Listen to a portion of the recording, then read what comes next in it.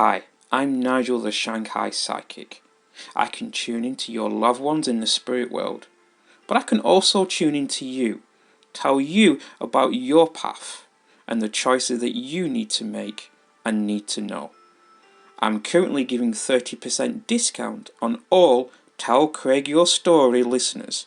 Just use the code Tell Craig Your Story for 30% off your first psychic reading with me online at Nigel the Shanghai Psychic. Hi, I'm Ivan Matsumoto, and you're listening to Tell Craig Your Story podcast. Tell Craig your story.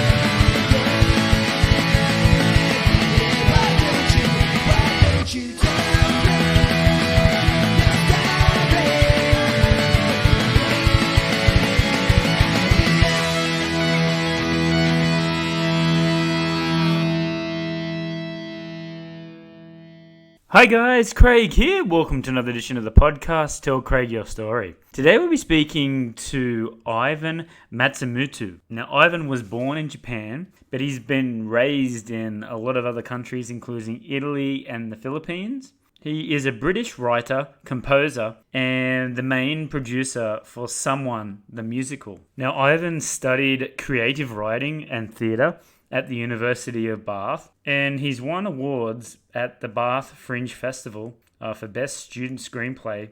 Now, Ivan has lived in Shanghai since 2016, and he's been involved in writing and theatre communities. Now, Someone the Musical can be seen here in Shanghai the next couple of months, and the plans for the future are to take it back to England and then eventually the rest of the world. But before we go, please go to our website. We're at Podbean. Tell Craig Your Story at podbean.com. We have a link tree there which tells you where Tell Craig Your Story podcast is streaming.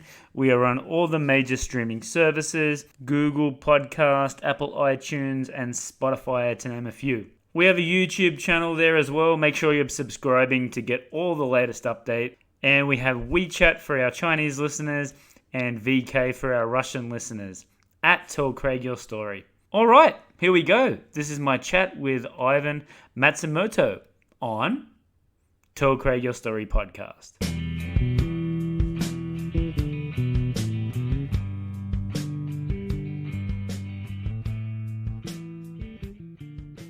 Hi Ivan, how are you doing today? I'm good, thank you, Craig. How are you? I'm doing very well. It's a nice day today in Shanghai. We're in the city.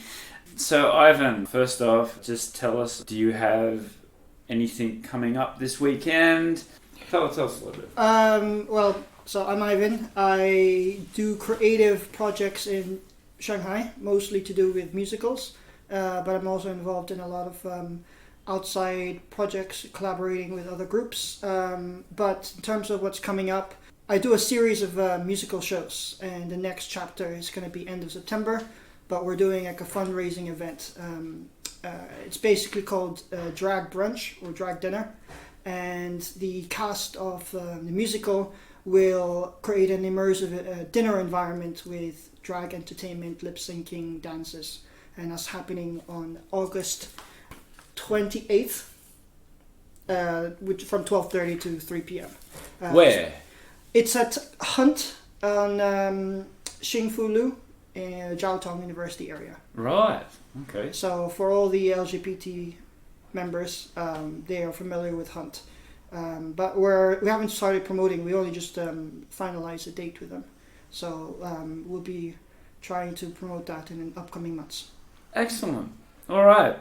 So it says here, Japanese-born, British writer, composer, and main producer for Someone, the musical.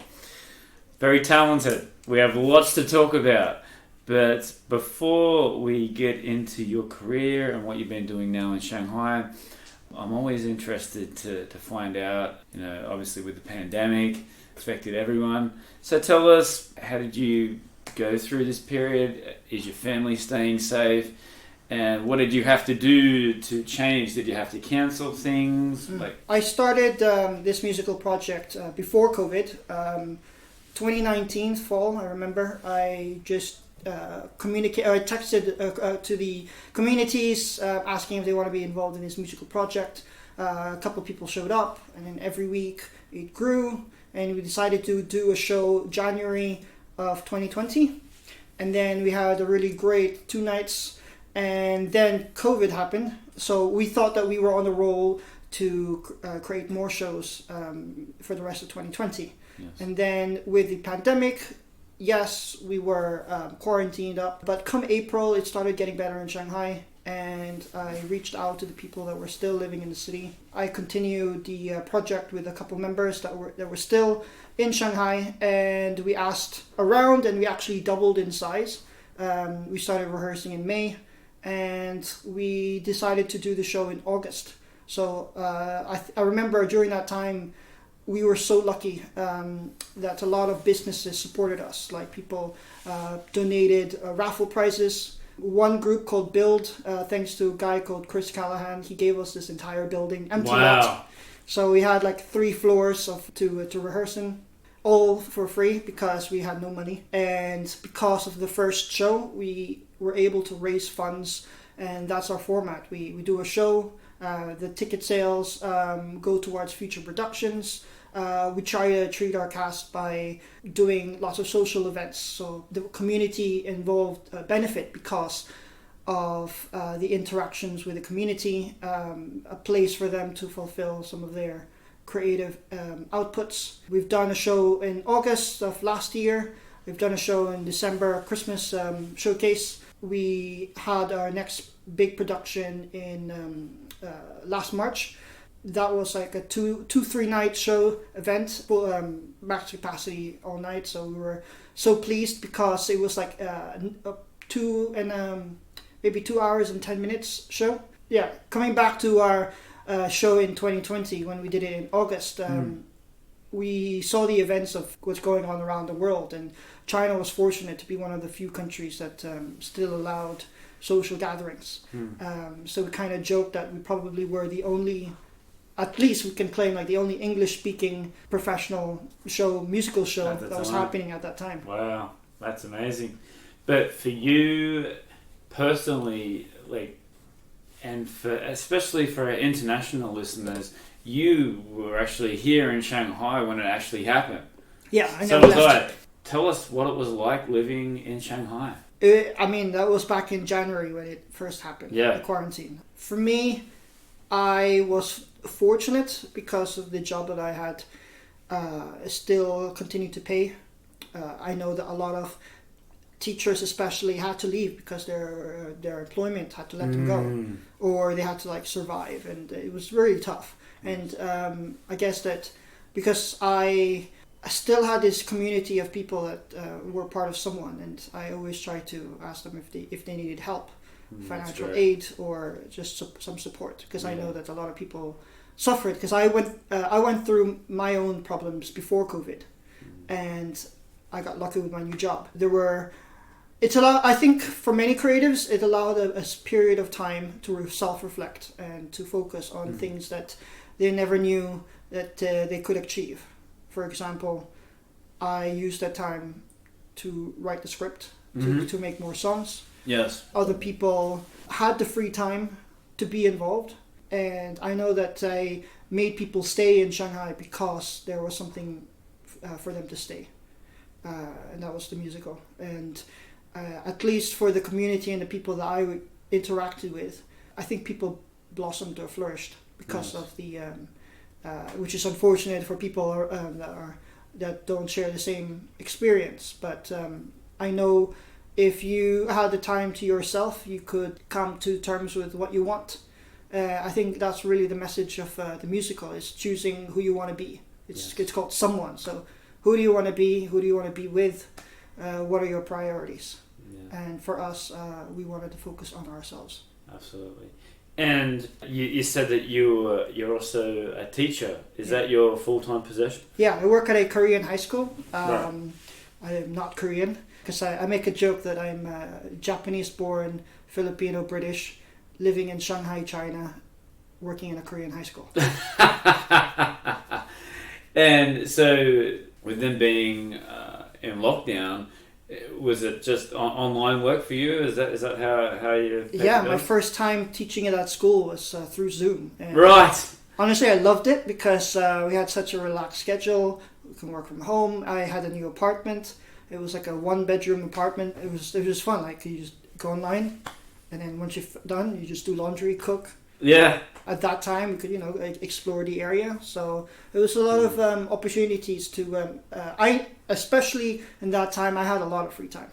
So I had a lot of free time with other people in the project to do stuff, not just the musical, but just like socialize, because that's what we were all missing during January, February interaction. Yeah, absolutely.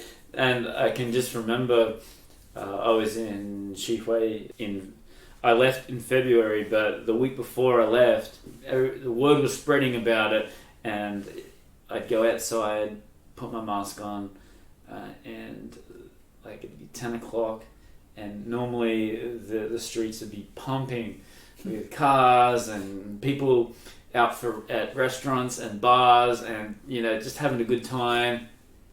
Empty. Yeah. Dead empty. Saturday night, 10 o'clock. But it was just a little... Surreal? Yeah, a little weird. Very interesting for other people to hear about these stories because we're so close to Wuhan. I think that the Chinese, the government and the people did really, really good and really, really quick to sort of fix it up. Okay, here's the problem, and get it done. And, how long did you say it took before it started?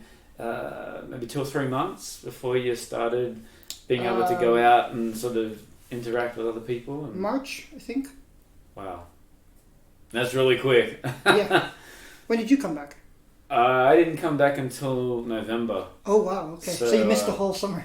Well, Australia was in lockdown as well, so I had to get the PU letter to come back. Yeah, that's very, very interesting. So let's go back in your life. We were talking about it before. You said to me that you were born in Tokyo, Japan, one of my favorite cities. I love Tokyo. I went there a couple of years ago, and I love Japan, and I really want to go back. They got the Olympics.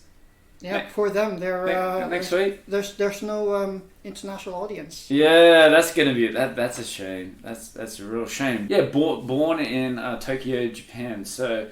Tell us about some memories of you growing up. Well, I was only born there, and my mom immediately took me out of Japan after I was born, because I guess she had different plans initially with my father, and so I haven't actually spent much time there. I've only been there twice. Right.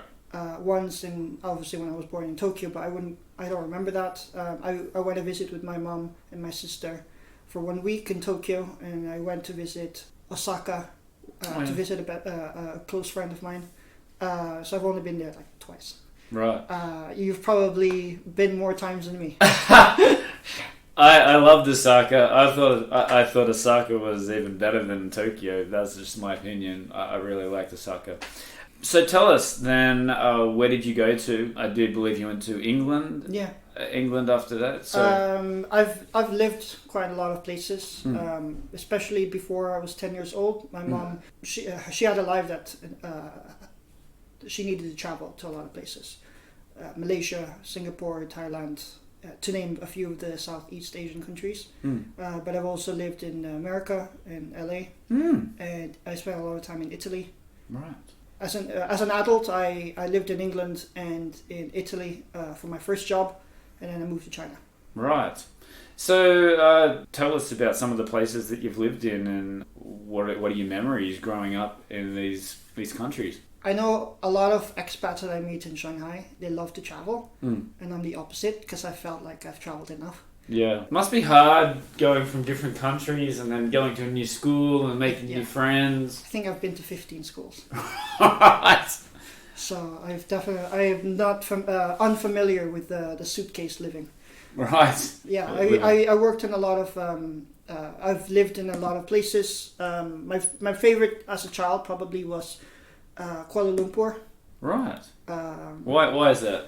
Compared to Manila, they are more developed. I guess I don't know what Kuala Lumpur is like now because apparently it's very busy, lots of traffic and stuff. But it wasn't like that back then. It was still being developed. But I guess aside from Shanghai, which is obviously my favorite place to live now, I've been to so many cities in Italy. I spent 2 years there. My job was to go to different schools every other week. Right. And they would send me, so it would be like a lottery. It'd be like, next week you're going to Venice. The week after that you're going to Rome. Wow.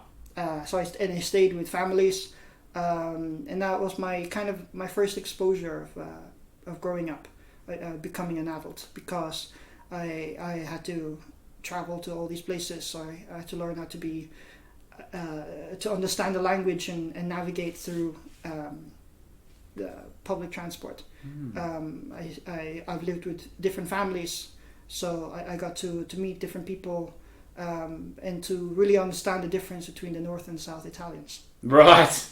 And how is your Italian now?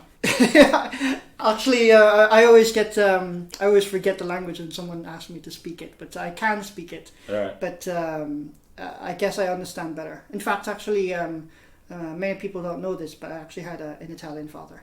Right. So my mom married 3 times. So the Italian father was the second one, and he's also a musician. So maybe my interest for music came from that. That was my next question. So you're traveling around. So so this was like the first time that you actually sort of started listening to music, started wanting to play music. The quarantine experience, I've actually experienced that before. When I was living in Italy, I had a place in the south. It was up in the mountains, and me and this other guy were the only foreigners. So a lot of the times we were always in our rooms, in our the room above the school. It felt like there's nothing else to do. There was a guitar in the house. That's actually how I taught myself how to play the guitar. And then from then I actually wrote my first songs. This was when I was maybe 22, 23. So I wrote my first compositions there, and some of those songs actually became songs that I would use in the stories that I would tell. Right. So I guess I've been composing for about 8 years. So self-taught as a guitarist? Yeah, I was naturally gifted with music when I was, especially with composition, when I was in doing my exams, because I took music and theatre.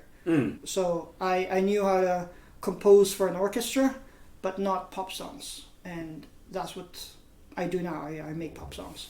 Now, you graduated in Bath, I do believe, Yeah. Bath University. So tell us about this. It said studied creative writing and theatre at the University of Bath, England. So Yeah, I should say if it goes on record that people would assume it's Bath University because it's a very prestigious school. But actually there's a second university that's less prestigious, but that's concentrated in arts. So this university called Bath Spa University, I think when I researched it, was one of the best ones for creative writing. Right. And I went there. But it wasn't just writing. They taught us many different art forms like theatre, music, film. And so I had experience in all 4.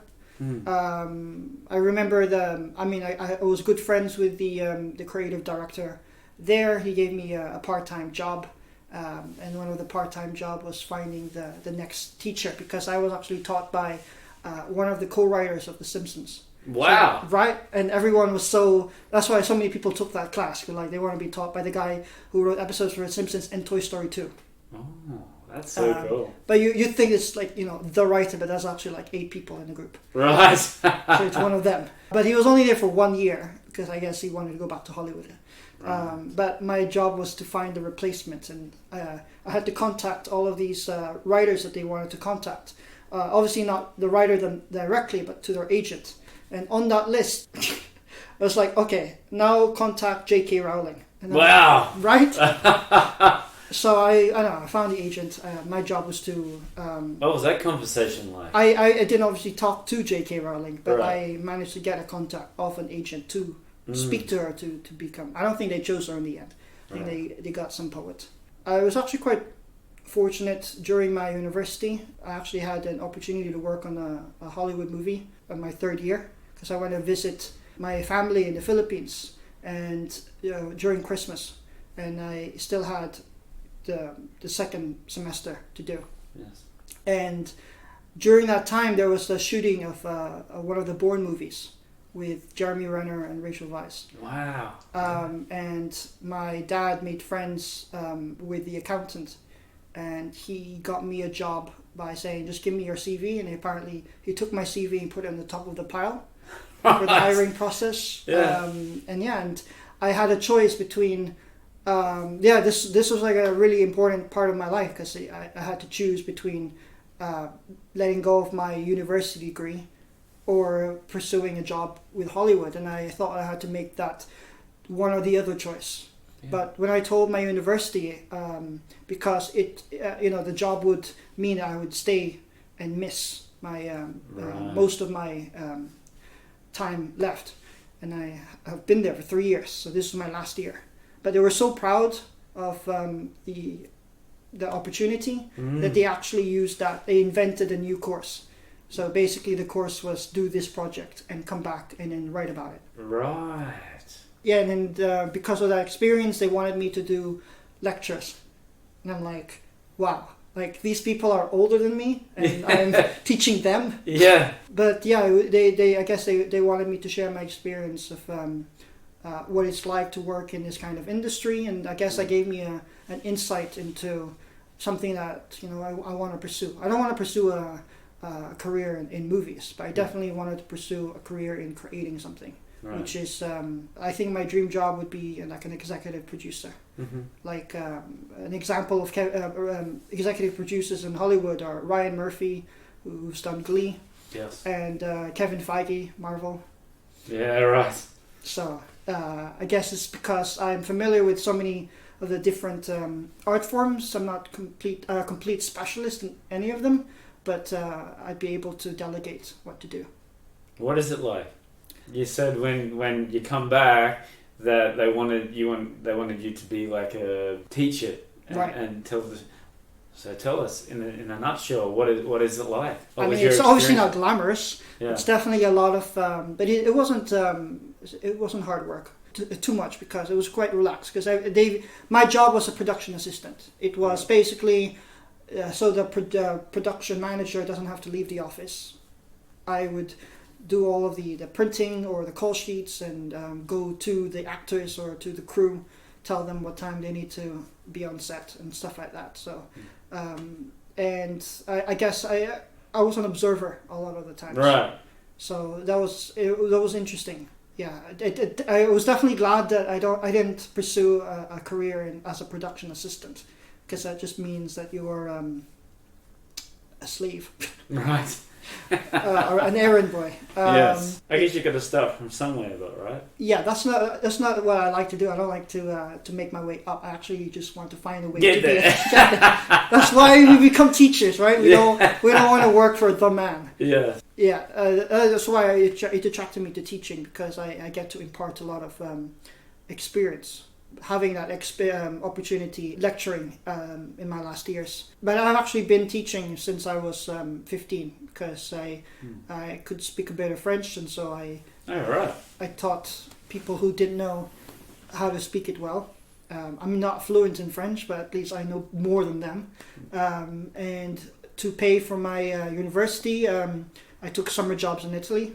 So that's why I spent a lot of time there. And then I took a permanent teaching job in Italy, and then I went to China, and I've been here on and off 5 years. Let's talk about more about this later, but let's talk about this. So it says here that you won a couple of awards during your time here. It says here writing, including performance, spoken word, poetry, Bath Fringe Festival, winning an award for Best Student Screenplay, and being awarded runner-up for a stage play, Street Voice, UK 2014. Okay, wow, that's such a long time ago. Those things, the university is great because they provided me a lot of competitions to enter. I took film class, and I worked with the best people that I could. Yeah. I guess they wanted to also work with me. Yeah. Because I'm good at editing, and the guy that I worked with was also good at the camera. And together we created this short film about what it's like for a deaf girl to fall in love. Right. And I worked with a friend on the music, and I think because it was all told through music, and there was no dialogue, because I didn't want the headache of working out sound. Right. You must understand. Yeah, so we told the story through music, and I guess it won because it was the only one that really captured a lot of people's emotions, and we won from the prize for two awards. The vote, the majority vote of the audience, and as well as the judges. There were only 3 awards that night, so we got two out of 3 of them. Wow, that's an amazing achievement. For the Street Voices one, there was the BBC competition. That's when I entered to submit a script. What I submitted was like Sherlock Holmes radio series episode. And the guy who was one of the judges actually was writing his own version of Sherlock Holmes. So it was like, oh, this is really good. I'll choose this guy. Yes. Yeah. This competition they do every 2 years. So I was one of the 8 scripts. The competition was they take these scripts and then they mentor them for a month, and then during this process they hire actors to sort of realize the scripts, and they each week they remove a script. So right. I didn't make it to the final, but at least I made it through enough to get a lot of experience with that. And that was my first. Actually, no, it wasn't the first experience of my actual script being performed, because I've done that at university, but obviously this is the BBC, so yes, this felt legit. Yes, and I'm actually hiring professional actors to tell a personal story of mine. Actually, it's about a sacrifice of that we don't realize our parents have made. So it's the untold story of a parent's sacrifice, and the kid growing up discovering about it. Yeah, right. And are these available to be streamed online, or no? But actually, the short film is. I think. Okay.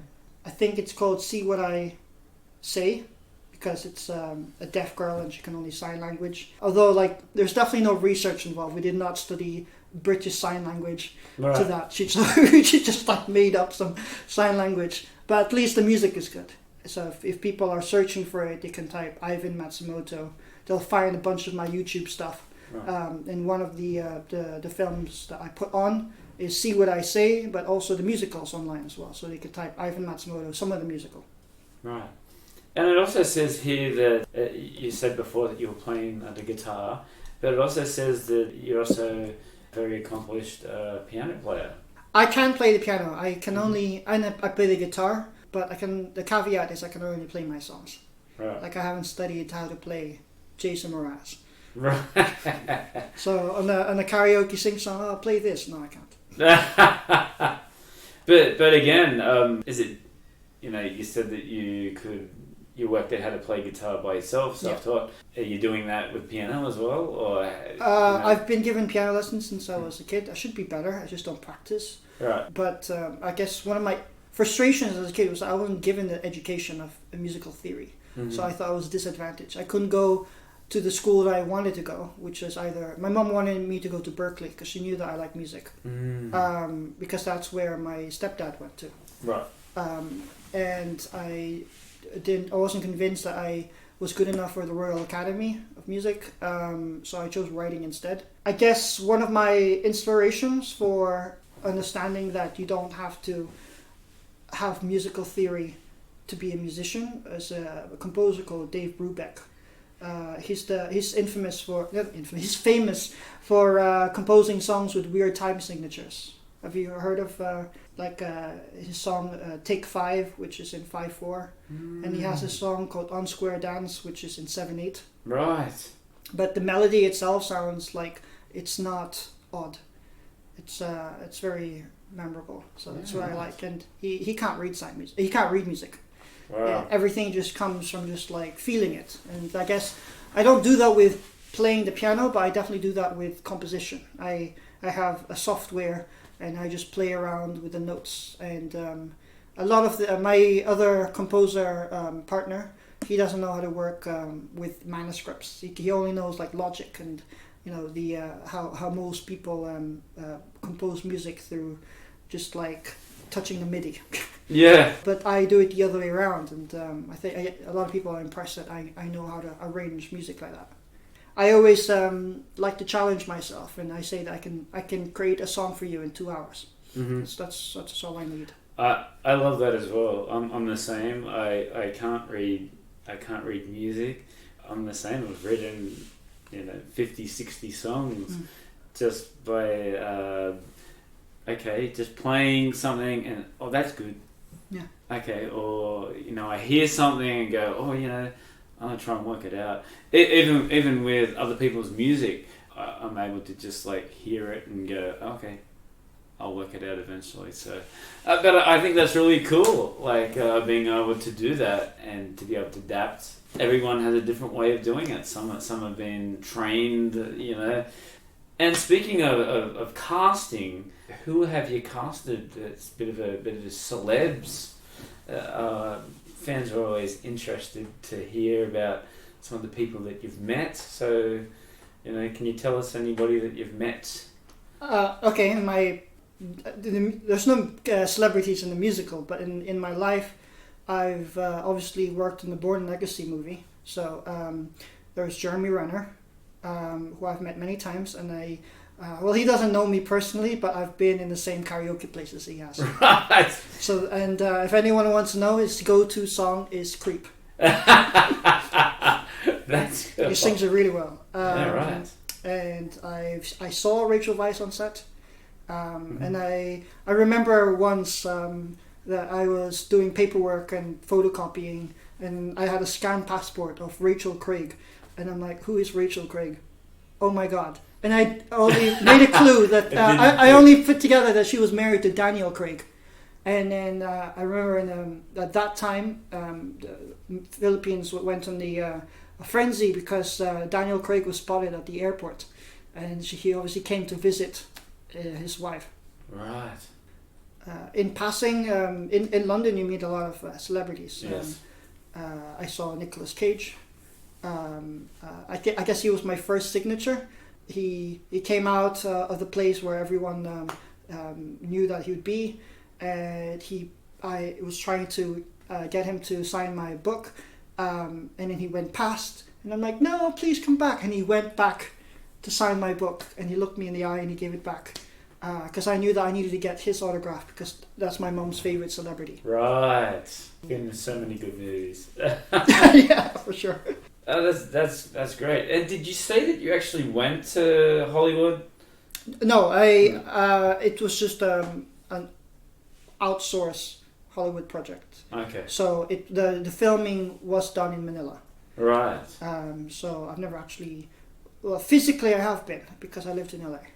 Right. When was there discussions for you to move to Shanghai, and what were the reasons behind coming to Shanghai? I mean, tell us a bit about it. I knew that I wanted to travel, as did many teachers, I imagined, and I had 3 options, like Japan, Korea, or China. Right. And I guess the short answer is that China got to me back first.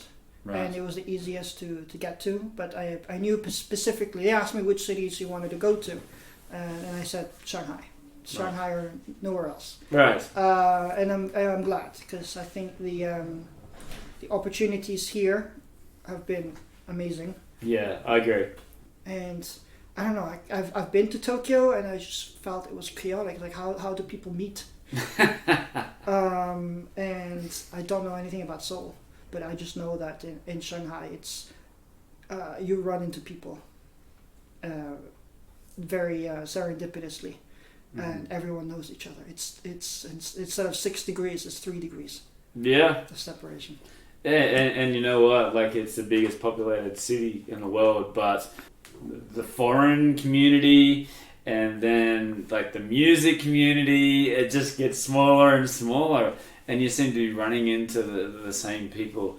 I agree. I think the opportunities here in Shanghai are endless, and if you're prepared to put in the hard work, then you know. I don't think anywhere else would you can go up to businesses, and if you request for their help, they're willing to help you. Like if I try to do this project in London, they'll be like, how much money? Yeah. Whereas like I approach F&Bs and I tell them, doing a musical, I need your help to donate sponsor prizes. They'll be like, how much? 500? Wow. Yeah, right. Wow. I think one of the best prizes I managed to get was like a one night hotel stay that was worth like 1,800, or like this hairstylist that normally charges 3,000 for a haircut, but he gave me 3. Yeah, right. Wow. See, and very nice people as well. So it says here that you come to Shanghai in 2016. Yeah. So your first impressions, of Shanghai were pretty. Was it easy for you to move here straight away, or did you find it difficult, to sort of fit in? So moving is no problem. Yeah. The company that brought me here helped me to onboard. Very great. I just remember my first 2 years wasn't great, social wise. Why is that? I always found that in life, everyone's in search of 3 things, and you need all 3 to be fulfilled.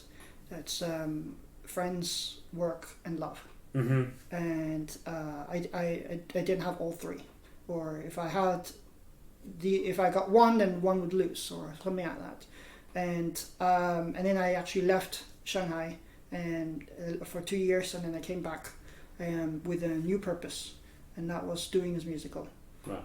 And that was my focus for now, is to work on building something here that I can take back to England. Mm-hmm. Our plan is to create these stories, workshop them with the opportunities that are available, and bring it to England when we're ready. Right. Yeah. So in terms of getting it together, how long did it take you to do that? Because let's talk about it. So someone the musical, how long did that take you to get all together, like Shanghai musicians? Tell us about how that all come about, because I don't think it would be like an overnight sort of thing. So that's the thing, like it did feel like everything just came all together. And I guess that's one of the things that people are surprised when they saw the musical, especially the last one in March. Mm-hmm. They were very impressed to see live music with acting and choreography and costumes, and a cast of 40 people, including musicians and all of the people working backstage. So do you have like casting? Do you have like where do you find the musicians? Tell us about that. With cast, it's the communities are easy to reach. There are theater groups. Mm-hmm. I cast them through there. So you're like scouting them, or do you? They like come word for of auditions. mouth? Yeah. Right. Okay. On the auditions, we had over 20 people trying to get a part, and I discovered people by going out to chair club and stuff like that. That's how I found my lead. And with the music, that was the most challenging. As well as it's more challenging now because so many musicians have left, and with music, all the musicians, the ones who are willing to do it for free are very few, and so many people are like in 3 and 4 bands. So the last time we found a really dedicated group. It was like a 6-person band. Mm-hmm. Working with the Pearl was also with Grant. He was very generous because he allowed us to use the space because he really believed in the arts. Sorry to stop you there, but like I interviewed Grant a couple of months ago, and it just seems to be like everyone that I seem to be interviewing, it all comes back to Mr. Grant O. Right. And for my band, Full Throttle as well, he's been such a great supporter, and he's just such a lovely guy. And so continue about Grant. I mean, we've performed at the Pearl 4 times, and we're the only live musical band that he's got showing at the Pearl. So I'm grateful that he has been a supporter of it. Yeah. So was it hard to convince Grant? I thought I had to do a lot of convincing. I remember he introduced me to a lot of people first, and then when those people didn't really work out, like he says, well, you could do it at the Pearl, and this is the negotiation that we agreed upon. And I mean, like, I just asked him, we need to use the Pearl for rehearsal, and then he'll be like, when? So that's how easy our communication is. I can't think of any other theater spaces in Shanghai that would grant us this kind of venue, and it's always really special.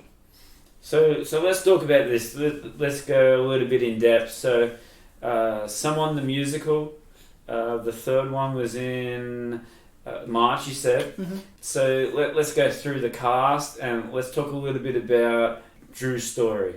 A bit of chronological order. I mean, what Someone is, it's a story of people. And how I envisioned it, the very first show back in 2020, January, was 3 people meet at a bar.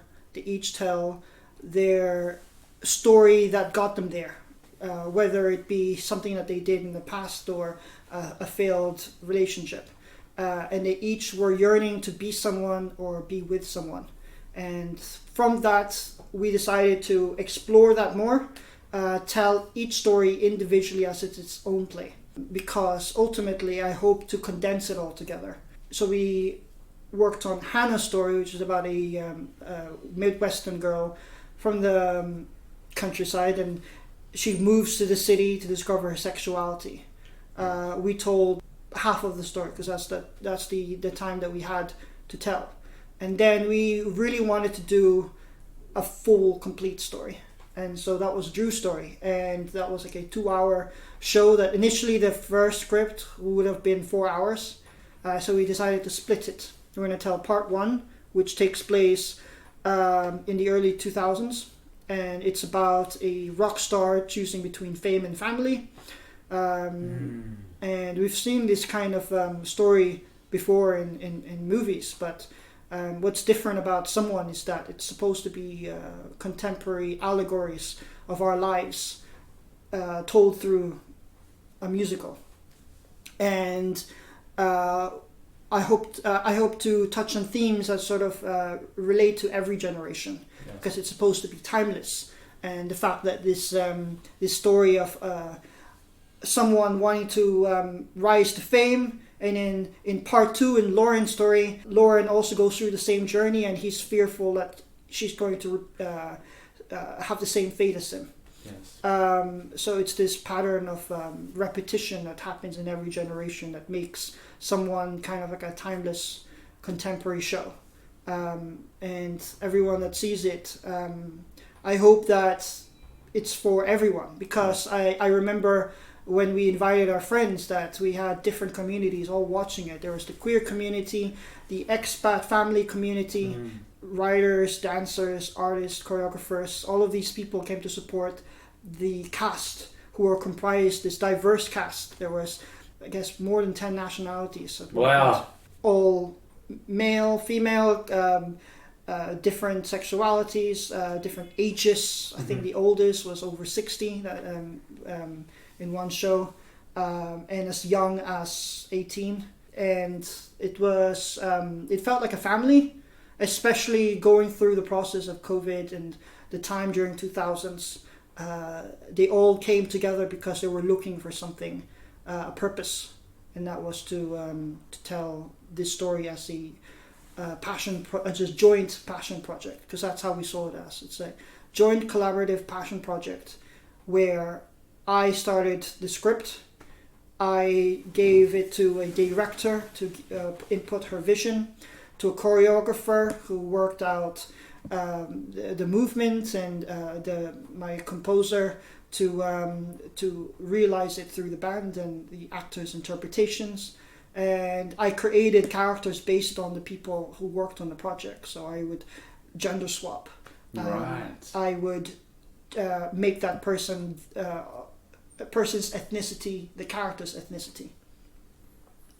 It's really cool. So with the characters as well, and it says here that you wrote 20 songs For that show. for that show, just that show. Yeah. So is that like a standard now for your show? You're writing 20 original pieces. Between 10 to 20 for sure. Mm-hmm. Yeah, because that show was 2 hours and something, so that definitely demanded a lot of songs. Yes. They weren't like all 20 songs.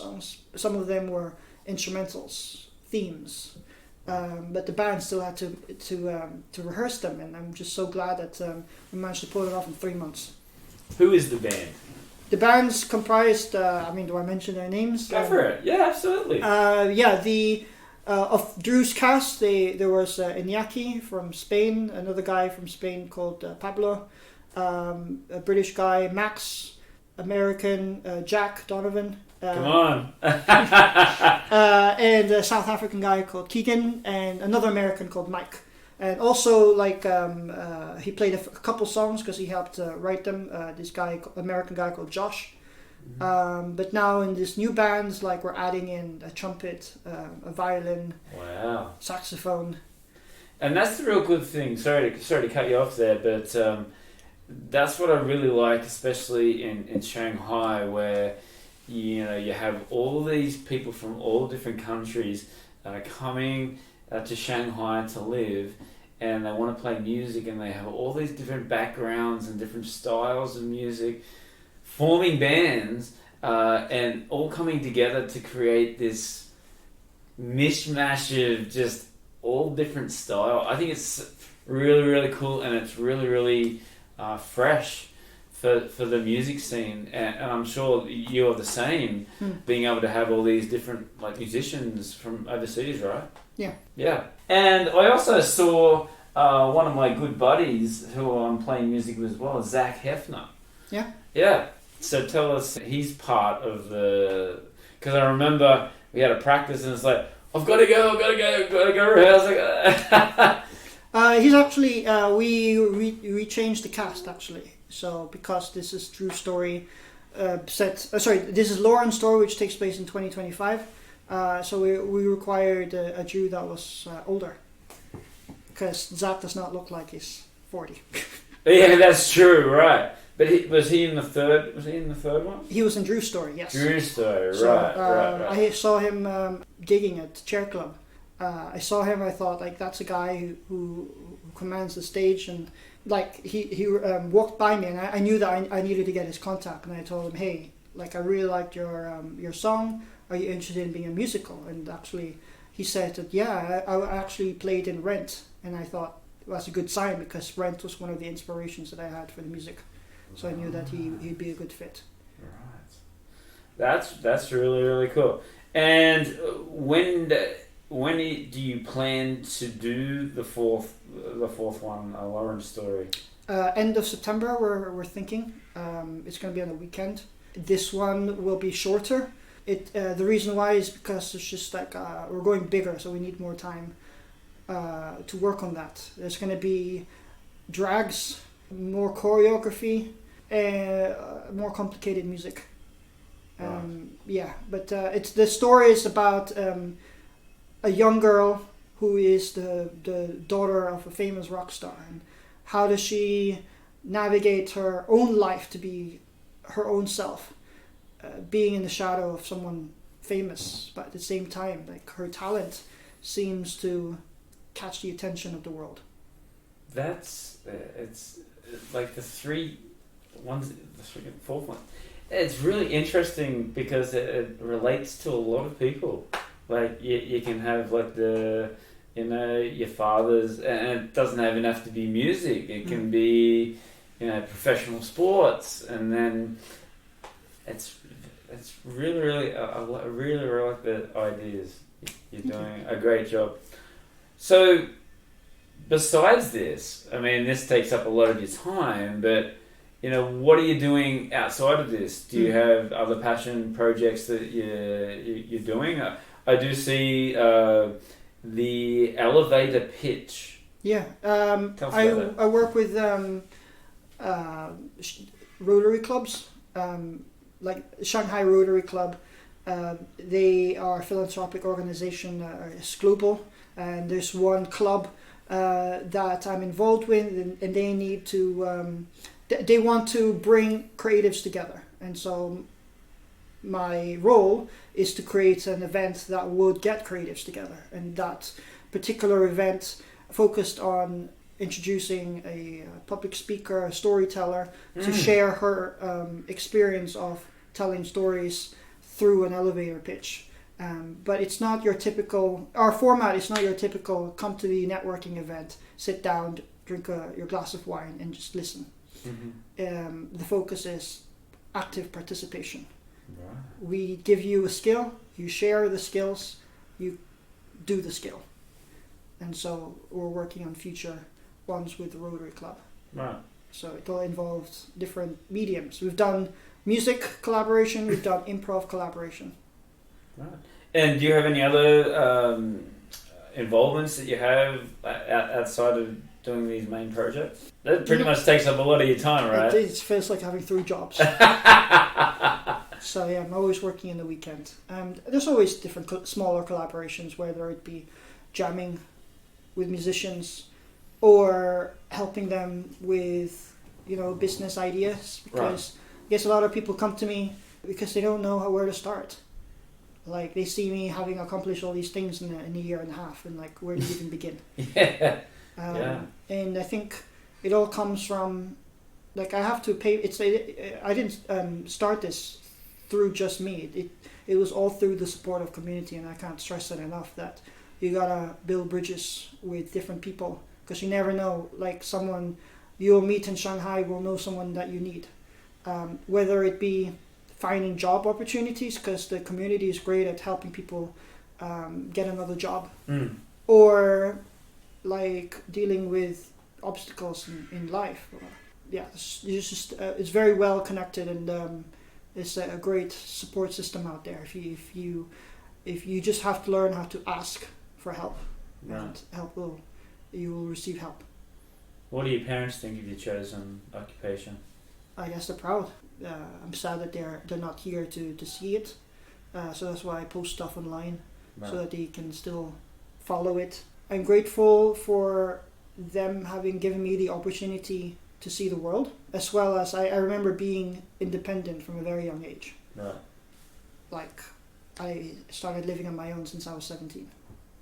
Now, on a personal level, are you married? Do you have children? No, so I'm still here, single. And I guess people ask, when are you going to find your someone? And I'm like, I don't know. I have you guys already. Like, I've had relationships, but I think it's just important to live your own life, rather than live for someone else. Because that's, I guess, what I'm concerned and worried is that you meet someone, but they might not go in the same direction as you. And you'll only attract the right person if they fit in your own life. So you got to work on yourself first. Yeah, I totally agree. And tell me, how has the Chinese community reacted to this? I mean, you said you get a lot of support from the businesses and the community, but how do they react to these musicals? Are you getting a good response from the Chinese community, or is it more the foreign people living here? 50-50. The ones who can understand English are obviously they're the ones that support, and I guess they're really in awe of finding opportunities like this, and I'm making it accessible for them. So yeah, there's definitely a lot of Chinese fans.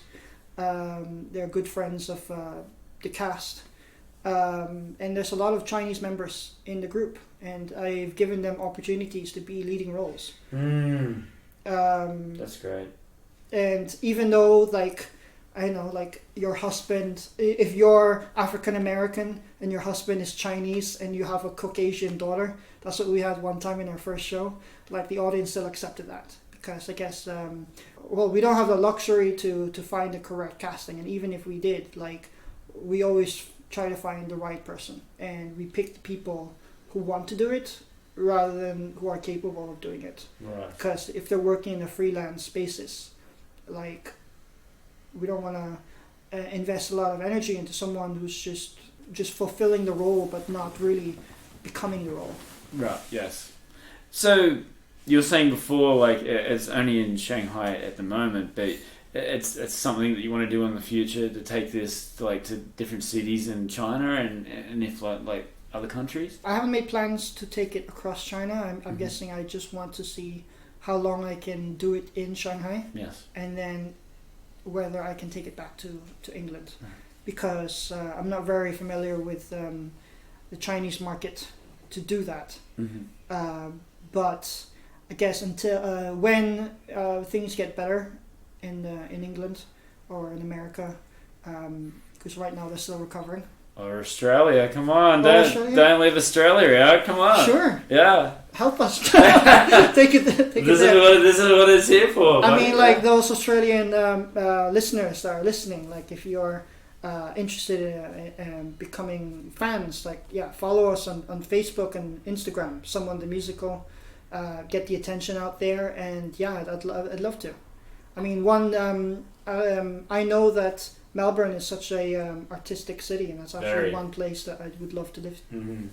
I think it'd fit in very well with what you're doing. Yeah, but don't leave Sydney out. Come on. Okay. Very artistic as well. Very artistic. But yeah, you are right. Melbourne would be the place to be. So I want to ask some cliche questions, Sure. but I think they're important. So tell me, what advice would you give to someone that wants to do something like you? Like you said, you get people coming up to you asking for advice, on your projects that you've done very quickly and successfully. So what advice do you give to a young person, that wants to do it, follow in your footsteps? Specifically for music, I've had someone approach me. She says that it's kind of funny that she got my attention because she says, I want to come out, as she will, to explore being a composer. And I invited her to, I will invite her to come just to observe. And I guess it's, you got to meet the right people. You got to explore, connect, figure out who you want to work with, and then do it. There's no secret recipe of following in my footsteps. It's just damn luck, and opportunities, and just, I guess many times I wanted to give up, honestly. Yes. But the show's tagline is "Don't hold back." Great advice. And I think it goes for a lot of entertainment jobs, and is that you just don't give up. Keep trying, make phone calls, go on cheese shows, talk to people. That's great advice. But not just don't give up, but like don't hold back, meaning don't hold the person that you are. I think becoming authentic is very important, because if you're trying to be someone that you're not, like, you're only attracting the wrong things. Yes. And I guess that's what the whole show is about, being authentic. Yeah, absolutely. And tell us, what is the plans? What's the plans for the future? The musical is there's still one story that I want to tell. It's very personal. It's so the three characters that I had in mind were Hannah, Drew, and Logan. And Logan is a story that I want to write and direct and compose for. Like, I've been learning from different composers and directors and writers, and I've always been like the producer. Like I've created the materials for them to expand their work, but this project particularly is personal, and I think it's going to be it's going to relate to so many people now, because the story is about a love relationship that happens before COVID and after. Right. And the theme is embrace. Like, embrace has two meanings: hugging someone, but also not holding back. And in a world after where so many people feel closed off, how do you connect? Yeah, that's so true. But relationships have been broken because of the COVID, not being able to travel. You want to be with people that you love, family members. It's so relatable. So, I hope that all sort of works out. Let's talk about your social medias, what's coming up, anything you want to promote. Yeah, right now we're just focusing on the drag dinner happening on August 28th at Hunt, and the show end of September, tentative date at the Pearl. And right now our social media channels are Someone the Musical on Instagram and Facebook. People can follow me and search me on Wechat. I think we have an official account called Someone the Musical too. Yes. But I don't know if I should give my Wechat contact for anyone that wants to reach out to me. That's up to you. That's up to you, buddy. we can share that. We can share that a bit later, and even if you do share it, you've got to approve the person first before you. So that's great. All right.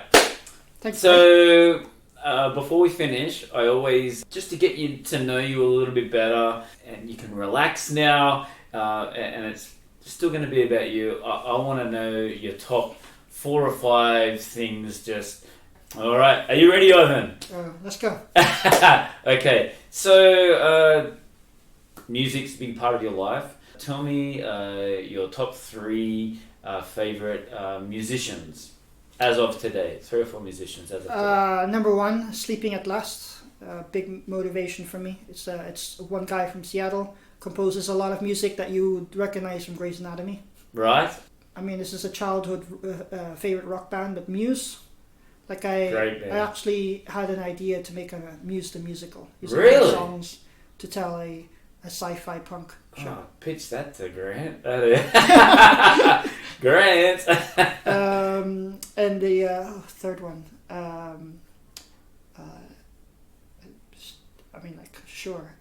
Coldplay. Safe choice. Nice one. All right. Your 3 or 4 top favorite albums. I really love a lot of Muse albums, honestly. Maybe a Supermassive Black Hole. Maybe I'll choose my mom's favorite album, which is Jagged Little Pill. Alanis Morissette. I just saw a Alanis Morissette cover band. We played with an Alanis Morissette cover band. They were all Chinese. It was great. It was amazing. And I don't know. Again, one Coldplay album I like was Parachute. Good choice. All right, switching topics. Tell me your 2 or 3 favorite sporting teams. I don't follow sports often. I only like martial arts. Tell us about that. I mean, I did Taekwondo, so I'm a black belt. Right. Yeah, I mean, in terms of watching the Olympics, it's just like whatever looks interesting. I like diving, so it's quite impressive. But I guess like if I were to support my dad, he has 2 favorite teams. That's Manchester United and Barnsley. Come on, that's great. And food cuisines. What are your top 3 or 4 favorite cuisines? Yeah, I know the answer to that. I can't live without 3 cuisines. It's Mexican, Italian, and Japanese. Oh, very, very similar. What about Chinese? It doesn't make the top 3, but when if it's Chinese, it's Cantonese. Ooh, that's the one that we know, yes. Right? It's like we don't know what Xiaolongbao was when we went to a Chinese restaurant. I'll tell you what, that Cantonese breakfast, that just does not stop. There's just like, you finish one, they put a plate down. You finish one, stop! Yeah, my go-to is sweet and sour pork and lemon chicken. Ah, me too. Tang Chu Li Ji. You know the Chinese for that. Yeah, it's my favorite. And tell us about 3 or 4 places that you've visited, best, favorite, and 2 or 3 that you want to visit in the future. There's a lot of my favorite places are in Italy. Right. So I'll just say like the top 3 Italian cities that people should go to. Cinque Terre, which is a seaside town where all the houses are different colors. One of my favorite Italian cities because it's a fortress, a circular fortress called Siena. Yes. And it looks like you're stepping back in time. And I really like Ischia. I spent 1 month there, living and teaching. And the reason why people don't know this is because people know Capri. So the rich people go to Capri, the tourists, and the Italians go to Ischia. So it's less crowded, but the same beauty. Right. And there's a family there. Every time I would go there, I have a house. Oh, right. That's cool. And places that you want to visit in the future? Yeah. After pandemic? I guess I have never been to New York. Mm. So definitely want to visit New York. But sure, Bustling. let's visit Sydney. I've never been to Australia. Yeah, when I was living in England from 17, the reason why I continued to stay there was to finish my studies, but my family buggered off to New Zealand. Oh. So I never got to visit New Zealand. So let's put Auckland there. Oh, if you're going to Sydney, if you're going that far, you may as well keep going to New Zealand. That's really cool. You're an English teacher. Mm-hmm. British English or American English? British English. British, right? But I hear a little. American twang? Yeah, because you lived in the Philippines, right? Yeah. So they teach the American, right? Yeah. Interesting. I still say tomato. That's how it should be. So you got the little kids. They go tomato and it's or banana. I was like, no, it's banana. Okay. Who is your greatest inspiration / hero? Well, I'm not gonna be a cop out by saying, "Oh, my mom." No. You can say your mom. It's okay. No, I mean obviously family is important, but to give some insight into who I want to aspire to be. I mean, there's a guy called Jonathan Larson who did Rent, and one tragic story about him is that he was working on this musical for a lot of years, and then on the day of the show he died. Wow. So I don't particularly want to follow in those footsteps, but definitely that's one person that definitely relates to a lot of my life, because how he composes, he's giving voicemails to people like, what do you think of that song, or and I see that, and in fact they're going to make a movie of his life, directed by the guy who wrote Hamilton, and it's starring Andrew Garfield, and it's called Tick Tick Boom. Right. And that's one movie I'm looking forward to see. Wow, that's really cool. Well, I'll just name him as my answer. Okay, I think that's a good way to finish it off. Ivan, amazing, talented composer, musician. I can't wait to come and watch you perform and see your show. Thank you, Craig. Good luck for the future. Make sure that when you do more shows, you come back on and you give us an update on what you've been doing. Sure. If you'd like, I can invite another person and we can have another input. Love to. Thanks very much, Ivan. Have a good day, everyone. Hi, I'm Tony Fair, founder of Victorian Grooming Company. Is your beard feeling dry or the skin underneath itchy? Maybe you'd rather soften and tame your beard instead. Our classic collection of beard oils, balms, and soaps will leave your beard looking, feeling, and smelling amazing. And if you prefer shaving, our pre-shave oils and shave soaps will give you a smooth and razor burn-free shave. Handmade in Edmonton with natural ingredients, visit victoriangrooming.com. www.thebeardfilm.com.